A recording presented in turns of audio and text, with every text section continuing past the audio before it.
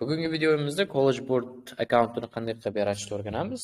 Juda ham oson, shunchaki collegeboard.org ga borsak, College Board deb yozsak Google ga chiqib keladi. Mana birinchi veb-sayt bu www.collegeboard.org. O'shani ustiga bosamiz.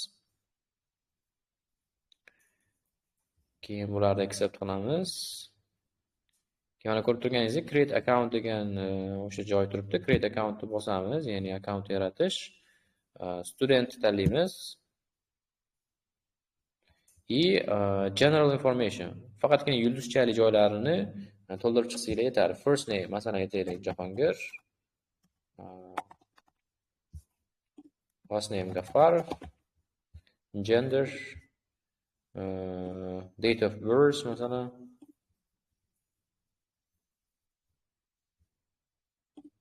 O'zingizni date of birthingizni qo'yasiz bu yerga. Tug'ilgan yilingiz. Email address, masalan aytaylik j.gafarov@new.uz. Ishlab turgan bitta email adressni yozasiz. Confirm email address, yana xuddi shuni yozamiz.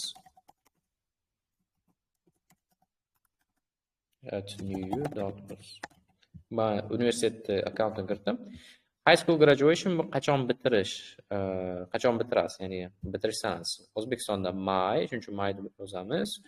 Masalan, bu yil bitiradigan bo'lsangiz 2026 ni yozasiz. Bo'lmasa keyingi yil bitiradigan bo'lsangiz keyingi yil. Zip postal code bu joyiga outside the US deymiz, chunki Amerikadan tashqaridamiz. Qayerga maktabga borasan deb so'raydi. Where do you go to school? Bu yerda ham ismini yozsangiz bo'ladi. Masalan, Presidential School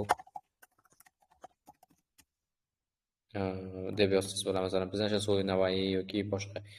Lekin agar public schoollarda o'qiydigan bo'lsangiz, katta ehtimol bilan schoolingiz bu yerda list qilinmagan. Shuning uchun I'm no longer in high school or my school is not listed yozamiz. Ya'ni bizda maktab berilmagan bu yerda. Demak, address line number 1 bu yerda o'zingizning turar adresingizni yozasiz. Masalan, Toshkent region. Masalan, Telegmavazor 11. Cityga aytaylik, masalan, qaysi shaharda turishingiz? Toshkent bo'lsa Toshkent, boshqa joy bo'lsa boshqa. Country tanlaymiz, O'zbekiston. Bitta no deb qo'ysangiz bo'ladi, olasiz yes, lekin men no ni bosgan bo'lardim. Bu joyga kerak emas, parent first name, email address, chunki bu optional, shart emas, buni skip qilsak bo'ladi. Mana unga tik qilasiz, next bosamiz, save bosdik, mana hammasiga tik qilamiz, yana bir bor tekshiramiz, to'g'rimi yo'qmi? Confirm.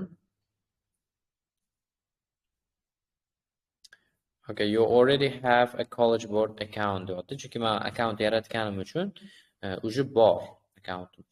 Sizda accountingiz birinchi marta yaratiladigan bo'lsa, unaqa ko'rsatmaydi. Keyingi steplarni follow qilsangiz bo'ladi. Ya'ni keyingi steplarda siz hamma narsani confirm qilasiz va o'zingiz password qilishingiz kerak, o'sha passwordingizni eslab qoldirishingiz kerak. Ya'ni password and email. Emailingizga sizga jo'natishadi verification linkni bosasizda, keyin confirm bo'ladi. College Board account yaratish shunchalik oson. Keyin bu ishlayaptimi yo'qmi, o'shani bilish uchun College Boardga yana kiramizda sign in degan joy bor. Bosamiz. Men o'zim accountimni hozir kirgizaman. Sign in deb bosamiz accountimizga kirish uchun. Masalan, gmail.com.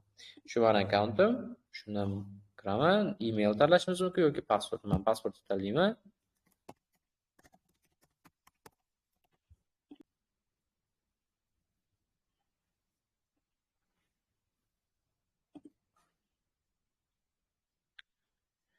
Demak, mana kirdi. Hay Jahongir deb kirdi masalan. Mana o'sha accountimga accessim bor. Bular shunday ishlaydi. Bundan keyingi stepda qanday qilib Bluebookni download qilishni o'rgataman.